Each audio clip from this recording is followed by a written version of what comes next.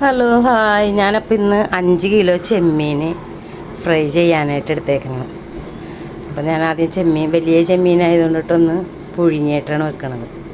അപ്പോൾ അതിനാവശ്യമായത് മുളക് പൊടി, ഉപ്പ്, മഞ്ഞൾപ്പൊടി, കുരുമുളക് പൊടി. ഇപ്പോൾ ഇത് വേവിക്കാൻ ഇത്രയും സാധനം ഞാൻ ഇട്ടിട്ടാണ് വേവിക്കുന്നത് കേട്ടോ. ഇത്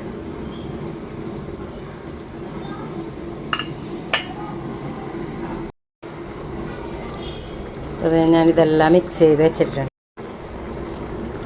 അപ്പോൾ ഇതെല്ലാം മിക്സ് ചെയ്ത് ഇനി ഇതൊന്ന് വേകട്ടെ. ഇനി ഇതിലേക്ക് വേറൊരു മസാലയും കൂടെ ഉണ്ടാക്കണം.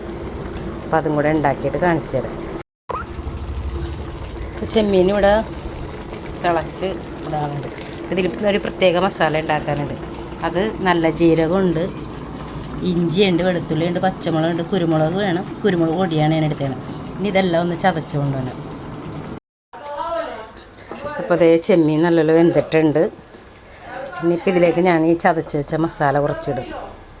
ഇതാണ് സ്പെഷ്യൽ മസാലയാണ് ഇടും. ഇതാണ് സ്പെഷ്യലായിട്ട് ഉണ്ടാക്കണത്. അപ്പോൾ അതേ ഞാൻ ഈ ചതച്ച് വെച്ച കുരുമുളകും ഇഞ്ചിയും നല്ല ജീരകവും ചതച്ചത് ഇട്ട് വീഡിയോ കട്ടായിപ്പോയി.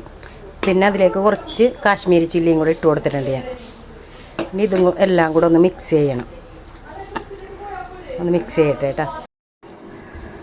അപ്പോൾ ഇത് ചെമ്മീൻ ഇവിടെ റെഡി ആയിട്ടുണ്ട്. ഇനിയിപ്പോൾ ഞാൻ ചട്ടി വെച്ച് അതിലേക്ക് എണ്ണ ഒഴിച്ച് വെളിച്ചെണ്ണയാണ് ഇട്ട് ഒഴിച്ച് കൊടുക്കണം. ഞാൻ 2 ട്രിപ്പായിട്ടാണ് ഇത് പൊരിച്ചെടുക്കാൻ പോകുന്നത്. ഇനി ഇതിലേക്ക് കുറച്ച് കറിവേപ്പില ഇട്ട് കൊടുക്കാം.